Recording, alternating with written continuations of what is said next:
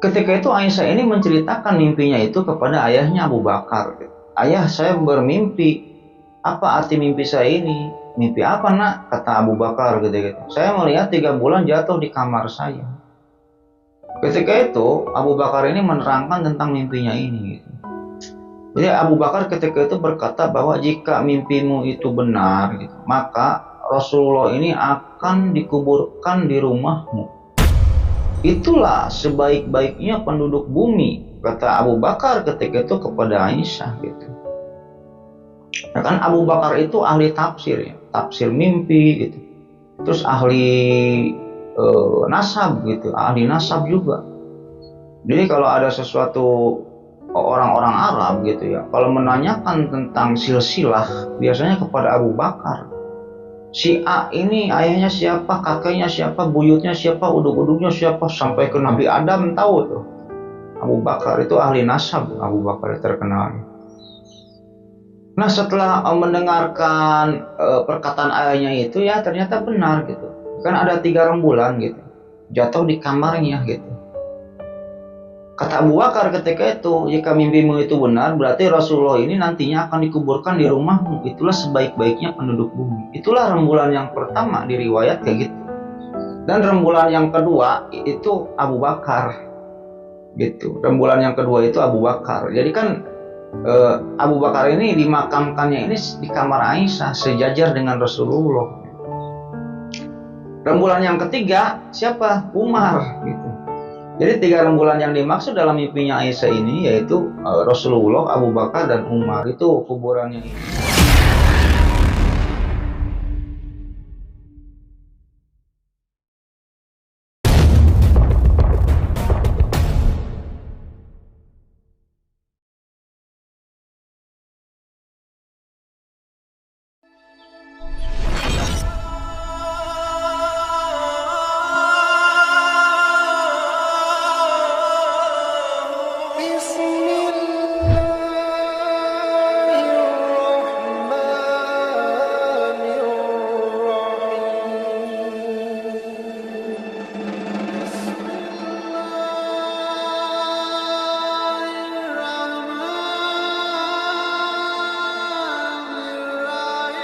Assalamualaikum warahmatullahi wabarakatuh.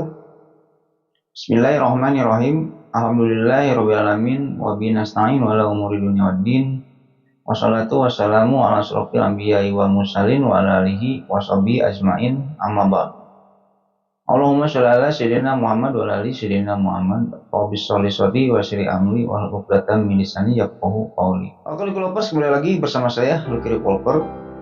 Jadi pada video kali ini saya akan melanjutkan cerita Sayyidah Aisyah, yang berarti video ini part 6 ya, part 6 yang dimana kemarin saya udah bahas part 5, part 4, part 3, part 2, dan part 1-nya ya. Mungkin nanti part-part tersebut akan saya tulis di deskripsi ya, yang dimana alangkah baiknya jika Lucky semua yang belum nonton part-part sebelumnya tonton dulu lah ya, nanti buka saja di deskripsi. Dan sebelum lanjut ke ceritanya, tanpa bosan-bosan saya mengingatkan kepada Lucky Lovers semua ya. Jangan lupa like, comment, and subscribe. Supaya apa? Supaya saya tambah bersemangat untuk membuat konten-konten selanjutnya gitu ya. Dan bagi Lucky Lovers semua atau penonton yang sedang menonton video ini yang sudah subscribe, saya banyak ucapkan terima kasih. Mudah-mudahan nama baik Lucky Lovers semua yang sudah subscribe dibalas kebaikannya oleh Allah Subhanahu wa taala berpuluh-puluh kali lipat, beratus-ratus kali lipat, beribu kali lipat, dan berjuta kali lipat. Oke, kita lanjut ke ceritanya. Ya, seperti yang tertulis pada judul video ini gitu loh kalau ya. Mungkin cerita pada kali ini saya akan menceritakan tentang bagaimana gitu loh Sayyidah Aisyah ini, kehidupan Sayyidah Aisyah ini di saat menjelang wafatnya Rasulullah, intinya kayak gitu loh kalau. Nah, Lucky Lovers, jadi Rasulullah ini pergi menuju robnya itu pada saat Aisyah ini berusia kurang lebih 18 tahun Lucky Lovers. Yang dimana ketika itu pada suatu hari di bulan Syawal gitu ya, pada tahun ke-11 Hijriah. Jadi Rasulullah ini menemui Aisyah. Yang dimana ketika setelah Rasulullah ini bertemu dengan Aisyah, Aisyah ini sakit kepala lah intinya kayak gitu. Dan Aisyah ini berkata, aduh kepalaku pusing katanya kan. Setelah itu Rasulullah menyauti gitu, omongan Aisyah itu menyauti dengan kata-kata, aku juga pusing, bahkan akulah yang lebih pusing, merasa sakit kepala daripada kamu Aisyah, katanya kan. Yang dimana ketika itu posisinya Rasulullah ini lagi sakit, intinya kayak gitu. Nah, sejak waktu itulah Rasulullah ini mengalami sakit gitu, yang sangat hebat lah, intinya kayak gitu. Hari-harinya Rasulullah ini sakit-sakitan terus lah ketika itu, kayak gitu, intinya kayak gitu. Jadi ketika Rasulullah ini sakit gitu, Rasulullah ini pada waktu di gilirannya istrinya Maimunah, waktu di rumahnya Maimunah, Rasulullah ini sudah merasakan sakit yang teramat parah, intinya kayak gitu. Seperti biasanya, kalau Persia pada part-part sebelumnya sudah saya ceritakan bahwa kebiasaan Rasulullah ini yaitu suka menggilir istri-istrinya gitu. Hari ini di Aisyah, besok di Saudah, besoknya lagi di Maimunah, besoknya lagi di Zainab binti Jahsy, di Juwairiyah dan sebagainya. Jadi pada saat Rasulullah sakit ini, istri-istrinya yang lain ini sudah tahu bahwa Rasulullah ini saat ini sedang sakit. Yang dimana sakit pertama ini Rasulullah ini sedang berada di gilirannya Maimunah. Yang dimana ketika Rasulullah ini lagi dalam keadaan sakit dan lagi dalam intinya serumah dengan istri-istrinya yang lain selain Aisyah, Rasulullah ini suka berkata kepada istrinya yang dikunjunginya itu, misalnya lagi bersama Saudah gitu, hari ini lagi bersama Saudah, Rasulullah ini suka bertanya-tanya, besok giliranku dengan siapa ya? Ke Saudah ini. Oh, besok dengan Zainab, kata Saudah ini. Besoknya lagi tiba hari gilirannya Rasulullah dengan Zainab. Rasul juga suka bertanya kepada Zainab, Zainab, besok giliranku dengan siapa ya? Gitu. Oh, dengan Juwairiyah misalnya. Besoknya pun tiba. Ketika Rasulullah sedang bersama Juwairiyah, Rasulullah juga suka bertanya kepada Juwairiyah itu, Juwairiyah, besok giliranku dengan siapa ya? Gitu. Nah, Rasulullah bertanya-tanya kayak gitu. Dalam hatinya ini sebenarnya Rasulullah ini pengen cepat-cepat berada pada gilirannya Aisyah. Intinya kayak gitu. Yang dimana hal tersebut merupakan suatu rahasia umum bagi semua para ummul mukminin lain selain Aisyah. Intinya Rasulullah senangnya sama Aisyah. Rasulullah senangnya di rumah Aisyah. Rasulullah senangnya berada di Aisyah, sayangnya kepada Aisyah. Pada istri-istri yang lain sayang, Rasul juga sama gitu. Tapi Aisyah ini spesial ya. Karena apa gitu loh kalau Persia? Karena yang pertama, Aisyah ini memiliki beberapa kelebihan dibandingkan ummul mukminin lain, intinya kayak gitu. Yang pertama, Allah ini memberikan kelebihan lebih kepada Aisyah, yaitu berupa kecerdasan dan daya ingat. Aisyah ini cerdas dan pandai, daya ingatnya ini kuat, intinya kayak gitu. Dan Aisyah ini karena kecerdasannya ini mampu melakukan suatu istinbat atau untuk menyimpulkan suatu hukum gitu. Kalau kayak gini, oh hukumnya kayak gini, bisa kias gitu. Dikias sama Aisyah, bisa menyimpulkan suatu permasalahan hukum. Karena apa gitu? Karena Aisyah ini orangnya haus akan ilmu. Kalau ada sesuatu hal yang tidak dimengerti, Aisyah selalu bertanya kepada Rasulullah. Lihatlah di part 2 ya, di video part 2 Sayyidah Aisyah ini. Yang kedua, kalau saat Rasulullah ini sedang bersama Aisyah, wahyu ini selalu turun gitu. Jarang wahyu turun pada saat Rasulullah ini bersama ummul mukminin lain selain Aisyah. Tapi kalau saat Rasulullah ini bersama Aisyah gitu, wahyu ini selalu turun. Yang dimana kita tahu sendiri bahwa kalau Rasulullah ini menerima wahyu, Rasulullah ini sangat senang sekali. Karena apa? Seolah-olah Rasulullah ini berdialog dengan Allah. Intinya kayak gitu. Pernah suatu ketika wahyu ini lama tidak turun-turun gitu. Rasul pun sangat sedih ketika itu. Yang dimana kalau Rasulullah ini sedang bersama Aisyah, wahyu ini selalu turun. Hal-hal itulah gitu yang membuat Rasulullah ini sangat senang sekali gitu berada serumah dengan Aisyah atau berada pada waktu gilirannya Aisyah. Makanya selama sakit itu gitu, ketika Rasulullah ini berada pada ummul mukminin yang lain selain Aisyah, Rasulullah ini selalu bertanya-tanya, besok giliranku dengan siapa ya? besok giliranku dengan siapa ya gitu. Yang dimana hati kecilnya Rasulullah ini berkata, kok jadwal dengan Aisyah kok lama amat gitu, intinya kayak gitu. Padahal kan Allah kan sudah, intinya Allah ini sudah berfirman dalam Al-Quran, ya Muhammad gitu intinya Maya. Kalau kamu ingin menggauli istri kamu yang lain gitu, misalnya Aisyah, ingin bersama Aisyah terus gitu, kalau enggak pengen sama Hafsah terus, gak apa-apa, itu tidak ada dosa bagimu gitu kan. Allah juga udah berfirman kayak gitu dalam Al-Quran gitu. Gak usah digilir-gilir kayak gitu lah, gimana moodnya aja gitu kata Allah itu ke Rasulullah ini. Tapi kan Rasul mah adil orangnya, meskipun udah di intinya diberikan kebebasan oleh Allah gitu ya. Mau di istri yang mana terserah, tiap hari mau di Aisyah terserah, nggak ada dosa bagimu. Tapi kan Rasul mah adil, meskipun udah digituin tetap Rasul mah menggilir istri-istrinya. Nah ketika itu gitu ya, ketika Rasulullah ini lagi dalam keadaan sakit dan sering bertanya-tanya kepada Ummul Mukminin, besok giliranku dengan siapa ya, besok giliranku dengan siapa ya. Yang dimana hal tersebut tadi saya udah bilang rahasia umum. Ummul Mukminin yang lain pun sudah mengetahui bahwa Rasul sekarang udah menunggu-nunggu dengan giliran Aisyah, intinya kayak gitu. Dan ketika itu semua Ummul Mukminin selain Aisyah bersepakat gitu bahwa ngomonglah ke Rasulullah, ya Rasulullah ya suamiku, sekarang masuklah, kamu kan sekarang lagi sakit, lagi gini, udah kita mah gak usah digilir-gilir lagi lah, sepakat lah. Jadi mengibarkan bendera putih lah gitu, berdamai dulu nih. Nabi lagi sakit nih, berdamai dulu, para Ummul Mukminin yang lain ini berdamai dulu, legowo dan ngomong kepada Rasulullah ini bahwa ya udah sekarang Rasulullah kalau mau di Aisyah aja. Selama sakit ini sok kamu tinggal di Aisyah. Kasihan lah Ummul Mukminin yang lain juga gitu ya, suka bertanya-tanya Rasul ini. Yang dimana pada akhirnya selama sakit itulah Rasul ini tinggal serumah dengan Aisyah atas persetujuannya para Ummul Mukminin yang lain tentunya, intinya kayak gitu. Ya itulah Aisyah gitu kalau Persia. Jadi selama Rasulullah sakit ini beliau ini tinggal di rumah Aisyah. Yang dimana gitu ya, kelebihan yang tidak dimiliki itulah gitu yang membuat Rasulullah ini suka dengan Aisyah. Yang dimana nantinya gitu, kebenaran yang tidak pernah dilupakan banyak orang yang yaitu bahwa gitu ya.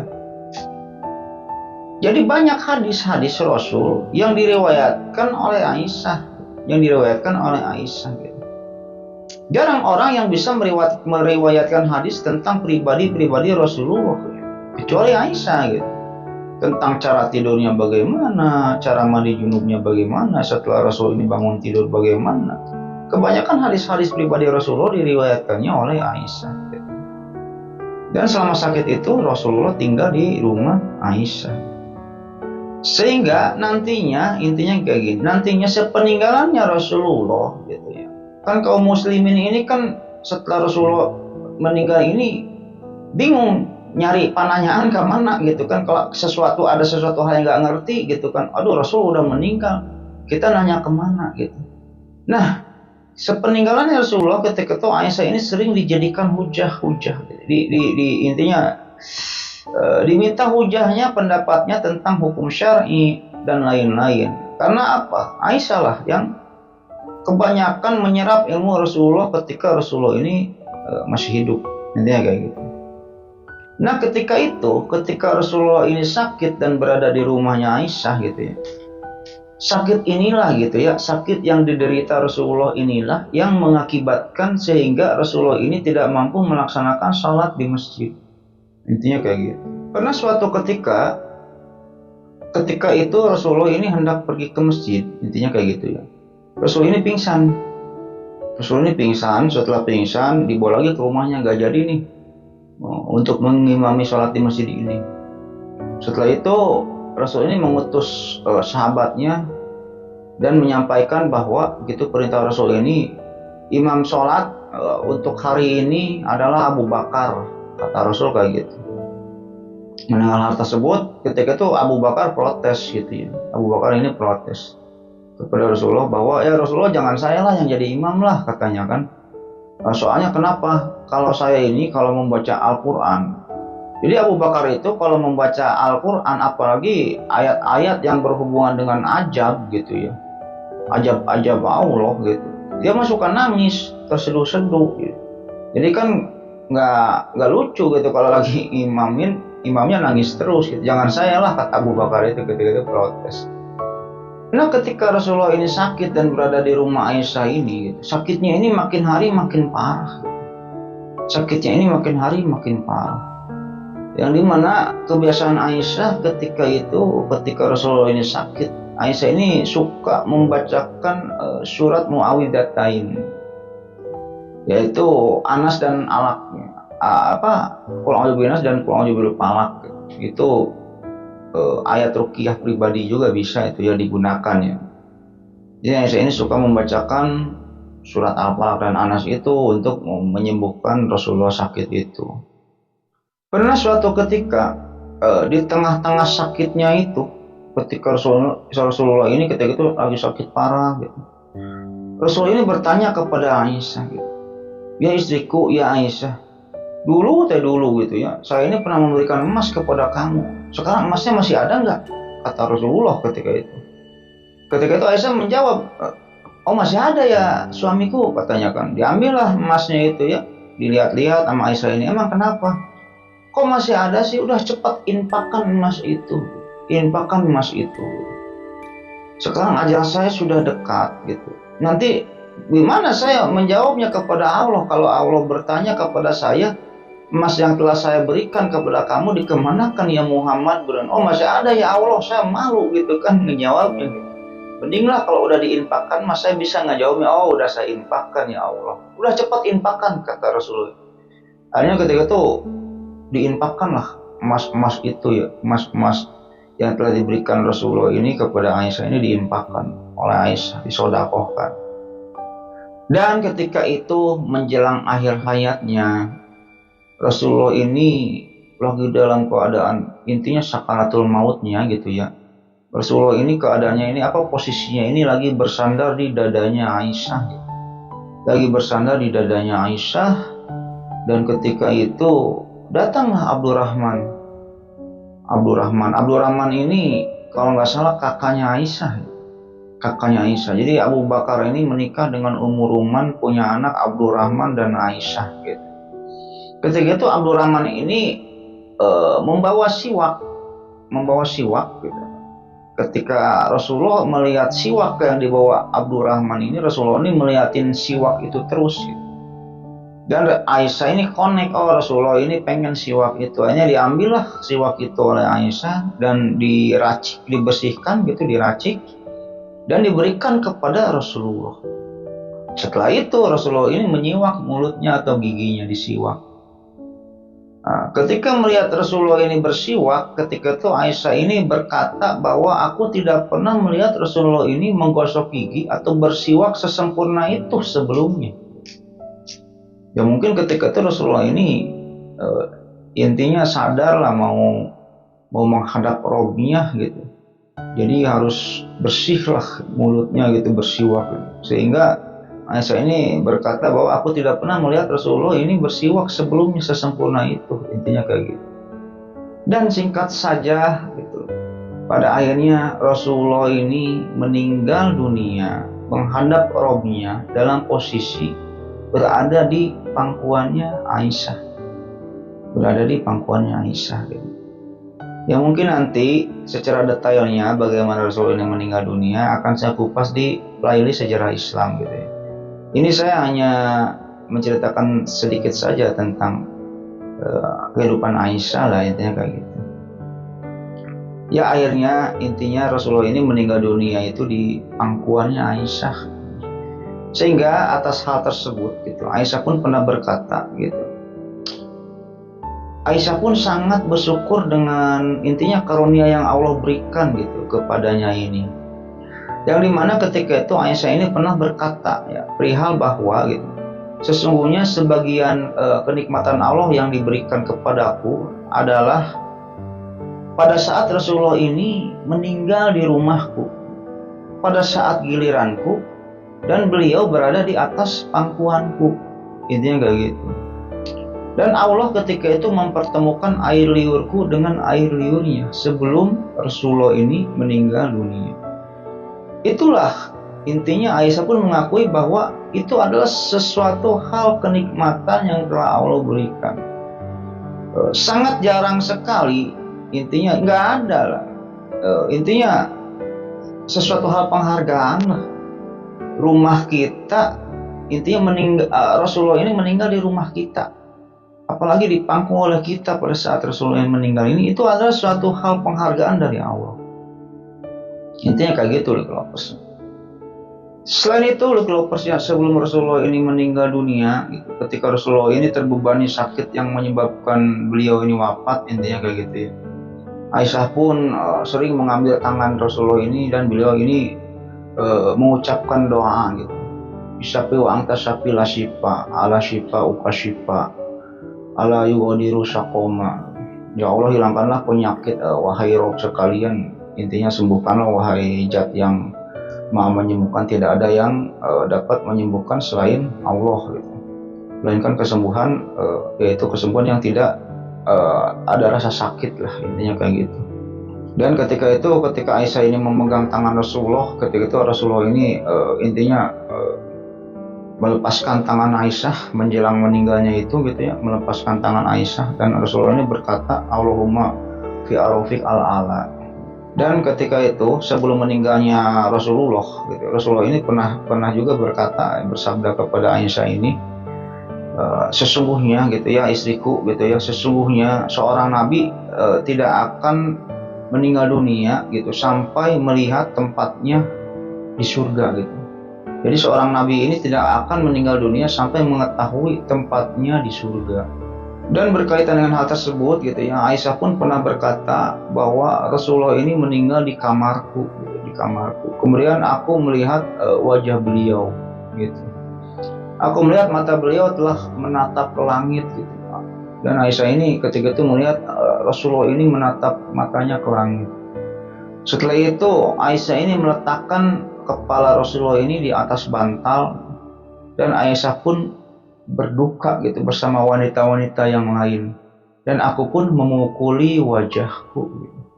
Nah, ketika Rasulullah ini mau meninggal dunia kan sedang berada di pelukan Aisyah. Ketika itu Rasul pun menatap matanya ke langit. Ketika itu Aisyah pun intinya memindahkan Rasulullah ini tidur di bantal ya, di bantal. Setelah itu Rasulullah ini meninggal dunia setelah berkata bahwa ya Aisyah, seorang nabi tidak akan meninggal dunia sampai mengetahui tempatnya di surga. Nah setelah Rasulullah yang meninggal dunia, Aisyah pun memukuli wajahnya, katanya, intinya kayak gitu. Nah Lucky Lovers, berhubungan dengan kejadian tersebut gitu, intinya berhubungan dengan meninggalnya Rasulullah dan Rasulullah ini meninggal di rumah Aisyah atau di kamar Aisyah ini gitu ya. Pernah Aisyah ini suatu ketika ini bermimpi gitu. Jadi Aisyah ketika itu pernah bermimpi melihat 3 rembulan jatuh di kamarnya gitu. Jadi Aisyah ini mimpi ada 3 bulan jatuh di kamarnya. Ketika itu Aisyah pun bingung dengan mimpinya itu apa gitu, mimpinya ini gitu. Ketika itu Rasulullah ini belum istilahnya belum meninggal lah ya. Ketika itu Aisyah ini menceritakan mimpinya itu kepada ayahnya Abu Bakar gitu. Ayah, saya bermimpi. Apa arti mimpi saya ini? Mimpi apa nak? Kata Abu Bakar gitu. Saya melihat 3 bulan jatuh di kamar saya. Ketika itu Abu Bakar ini menerangkan tentang mimpinya ini gitu. Jadi Abu Bakar ketika itu berkata bahwa jika mimpimu itu benar gitu, maka Rasulullah ini akan dikuburkan di rumahmu. Itulah sebaik-baiknya penduduk bumi, kata Abu Bakar ketika itu kepada Aisyah gitu. Nah, kan Abu Bakar itu ahli tafsir ya, tafsir mimpi gitu. Terus ahli nasab gitu, ahli nasab juga. Jadi kalau ada sesuatu orang-orang Arab gitu ya, kalau menanyakan tentang silsilah biasanya kepada Abu Bakar. Si A ini ayahnya siapa, kakeknya siapa, buyutnya siapa, uduk-uduknya siapa, sampai ke Nabi Adam tahu tuh. Abu Bakar itu ahli nasab, Abu Bakar terkenal. Nah setelah mendengarkan perkataan ayahnya itu ya ternyata benar gitu. Kan ada 3 rembulan gitu jatuh di kamarnya gitu. Kata Abu Bakar ketika itu, jika mimpimu itu benar, berarti Rasulullah ini nantinya akan dikuburkan di rumahmu. Itulah sebaik-baiknya penduduk bumi. Itulah rembulan yang pertama di riwayat kayak gitu. Dan rembulan yang kedua itu Abu Bakar, gitu. Rembulan yang kedua itu Abu Bakar. Jadi kan Abu Bakar ini dimakamkannya ini di kamar Aisyah, sejajar dengan Rasulullah. Rembulan yang ketiga siapa? Umar, gitu. Jadi 3 rembulan yang dimaksud dalam mimpinya Aisyah ini yaitu Rasulullah, Abu Bakar, dan Umar. Itu kuburannya ini, makamnya ini di kamar Aisyah gitu, berbarengan. Itu sangat mulia sekali ya Abu Bakar dengan Umar ini. Ya itulah Umar lah ya. Umar ini orang yang sangat istimewa sekali sehingga dimakamkannya aja dekat Rasul gitu. Dia itu pembenci Islam dulunya gitu kan, sehingga Allah memberikan hidayah kepada Umar. Ini masuk Islam, ya siapa sangka gitu kan. Jadi jangan, intinya kalau di ilmu tawadu gitu, ilmu ada di kitab Ihya Ulumuddin gitu ya, ada bab tawadu gitu. Jadi kita kalau melihat seseorang itu intinya jangan melihat casingnya gitu, gitu. Don't look a book in the cover gitu. Jadi intinya di sana di kitab Ihya Ulumuddin saya pernah baca. Jadi kalau kita melihat anak kecil, kita ini harus beranggapan bahwa gitu, ini anak kecil ini masuk surganya lebih dulu daripada saya nih. Bahwa saya mah ke neraka dulu, disiksa dulu gitu. Tapi anak kecil ini pasti masuk surganya lebih dulu daripada saya. Karena apa? Karena dosanya tidak ada gitu. Dosanya sedikit, sedangkan saya mah dosanya banyak. Nah, itu kalau kita melihat anak kecil gitu. Terus kalau kita melihat orang gede, kalau enggak melihat penjahat, orang yang suka merampok gitu, orang yang suka berzina, orang yang suka berjudi, orang yang suka minum khamar gitu. Kita jangan istilahnya membanggakan diri sendiri, wah gua ke surganya lebih dulu daripada dia mah ke neraka dulu. Jangan gitu. Di sana di kitab itu ditulis bahwa kalau kita melihat orang yang bejat, meminum khamar, tukang jinah, tukang judi, tapi dia ini agama Islam, kita harus beranggapan bahwa orang ini ke surganya lebih dulu daripada kita gitu. Karena apa? Mungkin nanti di saat sakaratul mautnya gitu, dia dalam keadaan tobat, dan tobatnya itu diampuni oleh Allah. Intinya kayak gitu. Kayak gitu loh bos. Dan kalau kita melihat kiai, ustadz, habaib gitu, atau guru ngaji atau ahli agama, kita juga harus berpikiran bahwa oh kiai itu, ustadz itu ke surganya lebih dulu daripada kita. Karena apa? Ibadahnya lebih banyak daripada kita. Habaib ini ibadahnya lebih banyak daripada kita gitu. Nah, sedangkan kita mah sholat aja bulang bentong, intinya kayak gitu lah ya. Nah itulah gitu ya, di kitab Ihya itu dijelaskan kayak gitu. Kita itu harus bersikap merendahkan diri jika melihat seseorang yang lebih buruk dari kita, lebih baik dari kita, umurnya lebih pendek lebih sedikit dari kita, dan umurnya lebih tua dari kita. Kalau kita melihat orang tua gitu ya, pasti orang tua ini gitu ya ke surganya lebih dulu daripada kita. Karena apa? Umurnya lebih panjang daripada kita, pasti ibadahnya lebih banyak daripada kita. Nah itu kita itu harus husnudzon ya, husnudzon kepada orang ini, harus berbaik sangka, dan kita harus merendahkan diri kepada orang-orang yang terserah orang itu mau gimana gitu, mau orang jahat, mau orang baik gitu. Intinya kayak gitu, paham gak? Ya contohnya Umar tadi, siapa yang nyangka gitu kan Umar bakal menjadi sahabat Rasul gitu. Siapa yang nyangka bahwa Umar ini adalah salah satu 10 orang yang masuk surga itu kan. Salah satunya kan Umar ya, 10 orang yang masuk surga itu. Dan nanti Umar ini bakal menjadi salah satu pimpinan gitu di surga. Siapa sangka setan lari karena Umar gitu. Siapa sangka Umar bakal dipuji-puji oleh Allah. Kalau ada nabi gitu setelah Rasul gitu, kalau ada nabi setelah Nabi Muhammad gitu, Umar lah orangnya. kan intinya kayak gitu. Yang dimana dulunya gitu, Umar ini musuh Islam gitu, banyak umat muslim yang disiksa oleh Umar. Nah itulah ya, hidayah Allah gitu. Paham ya kalau dengan penjelasan saya ini? Nah setelah Rasulullah ini meninggal dunia, Aisyah ini menjanda selama 40 tahun. Aisyah ini menjanda selama 40 tahun. Aisyah ketika itu setelah Rasulullah ini meninggal dunia, Aisyah ini suka intinya suka menyendiri di kamarnya di dekat makam Rasul itu. Tapi tidak intens lah ya, tidak setiap hari juga gitu. Dan ketika itu suatu hari Aisyah ini pernah bermimpi bahwa Rasulullah ini meninggalkan kamar Aisyah gitu. Ketika setelah Rasulullah ini meninggal dunia, Aisyah ini bermimpi bahwa Rasul ini meninggalkan kamarnya Aisyah. Nah, setelah Aisyah bermimpi itulah gitu, Aisyah ini tidak pernah lagi meninggalkan kamarnya kecuali untuk haji dan umroh, serta mengunjungi saudara-saudaranya. Tetap diam di kamar Rasulullah itu. Aisyah selalu berada di makam Rasulullah ini selama 13 tahun tanpa menggunakan hijab. Sampai Umar meninggal gitu. Nah setelah Umar meninggal barulah Aisyah ini kalau berada di kamarnya ini suka menggunakan hijab. Karena Umar kan bukan muhrim ya, meskipun sudah meninggal mungkin Aisyah beranggapannya ya kalau orang-orang kayak gitu bahkan gak meninggal kalau persiap.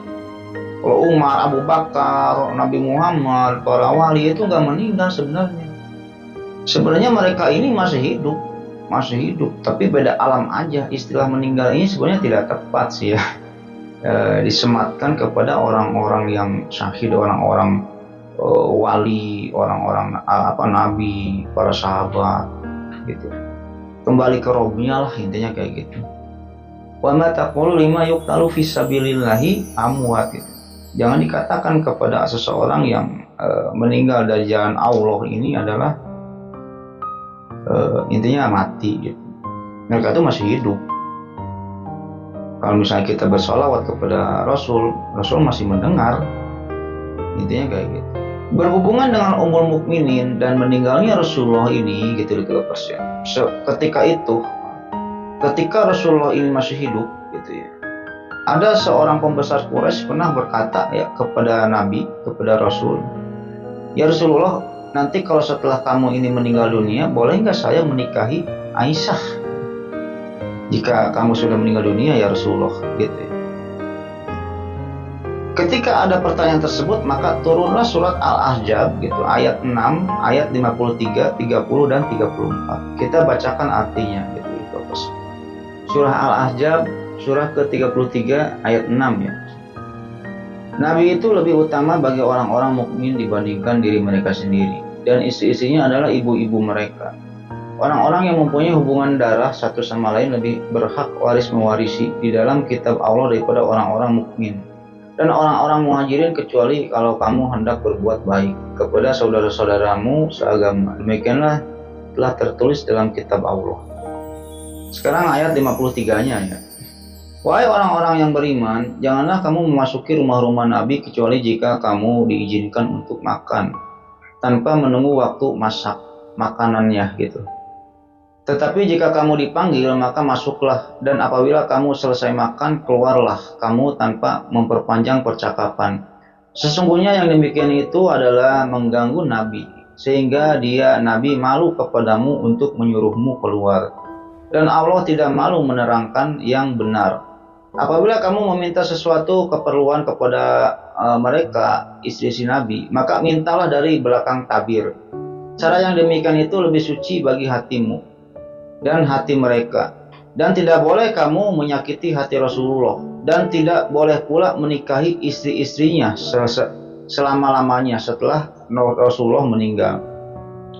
Sungguh yang demikian itu sangat besar dosanya di sisi Allah. Intinya kayak gitu. Jadi tidak boleh ya menikahi istri-istri Nabi. Sekarang kita bacakan ayat 30 sampai 34-nya ya. Wahai istri-istri Nabi, barang siapa di antara kamu yang mengerjakan perbuatan keji yang nyata, niscaya azabnya akan dilipat gandakan 2 kali lipat kepadanya, dan yang demikian itu mudah bagi Allah. Dan barang siapa di antara kamu istri-istri Nabi tetap taat kepada Allah dan Rasulnya dan mengerjakan kebaikan, niscaya kami berikan pahala kepadanya 2 kali lipat dan kami sediakan rezeki yang mulia baginya.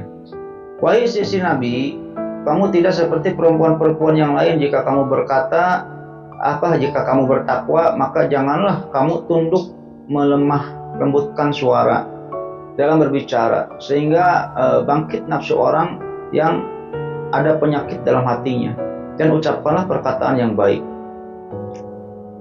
Dan hendaklah kamu tetap di rumahmu, dan janganlah kamu berhias dan bertingkah laku seperti orang-orang jahiliyah dahulu. Dan laksanakan sholat, tunaikan zakat, dan taatilah Allah dan Rasulnya. Sesungguhnya Allah bermaksud hendak menghilangkan dosa dari kamu, wahai ahlul bait, dan bersihkanlah kamu sebersih-bersihnya. Nah, jadi intinya setelah ada pertanyaan dari pembesar Quraisy kayak gitu, ya Rasulullah, boleh nggak nanti setelah kamu ini meninggal dunia saya nikah dengan Aisyah? Turun surah Al-Ahzab ayat 53. Sebenarnya ayat 6, ayat 53 dan ayat 30-34 yang menegaskan bahwa Ummul Mukminin adalah ya kayak ibu kita sendiri. Kita meskipun Rasulullah sudah meninggal gak boleh gitu, gak boleh menikahi istri-istri Nabi gitu, termasuk Aisyah, itu haram hukumnya. Dan Allah pun pernah tadi berfirman gitu ya, jika ada istri-istri Nabi aja yang intinya melaksanakan maksiat gitu ya, atau dosa gitu, hukumannya ini 2 kali lipat dibandingkan orang biasa gitu.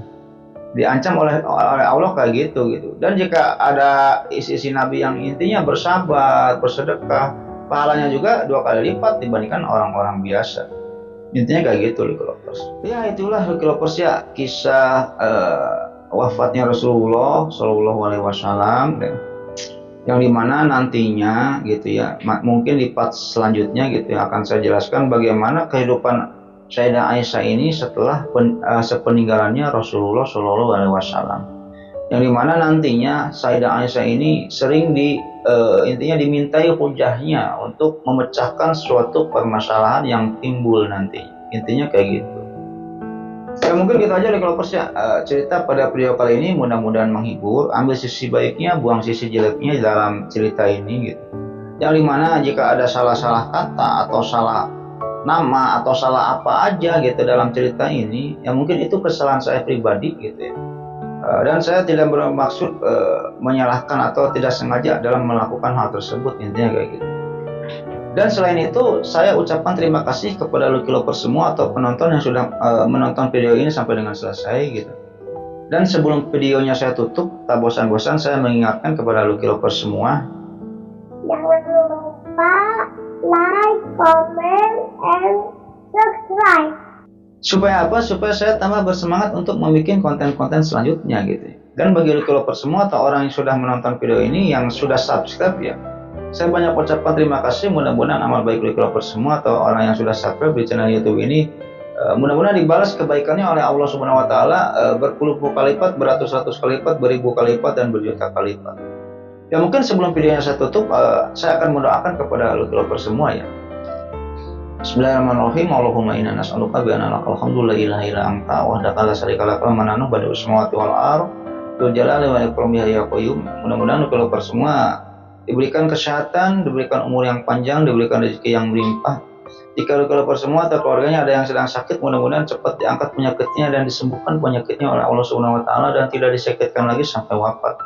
Dan jika yang masih sehat atau keluarganya ada yang masih sehat, mudah-mudahan Allah Subhanahu wa taala memperpanjang nikmat sehatnya itu ya, dan tidak disakitkan lagi sampai wafat. Dan jika ada Lucky Lovers semua yang belum mempunyai jodoh nih, baik laki-laki maupun wanita, yang mudah-mudahan ya jika seorang laki-laki dipertemukan jodohnya dengan seorang wanita yang cantik, yang baik, yang solehah, yang sayang kepada suami. Dan jika seorang wanita mudah-mudahan dipertemukan jodohnya dengan seorang laki-laki yang gagah, yang tampan, yang baik, yang ganteng, yang sayang kepada istri, yang soleh, dan terutama yang mempunyai kepribadian ya, punya rumah pribadi, punya mobil pribadi, punya perusahaan pribadi gitu. Dan yang paling utama mudah-mudahan kita semua termasuk saya nantinya dikumpulkan dalam surganya Allah Subhanahu wa taala nanti di hari akhir dan mendapatkan syafaat darinya. Ya mungkin itu aja Lucky Lovers ya, cerita pada video kali ini mudah-mudahan menghibur. Akhirul kata, Allahumma sholli ala sayyidina Muhammad. wa ala ali sayyidina Muhammad wa billahi taufiq wal hidayah. Wassalamualaikum warahmatullahi wabarakatuh.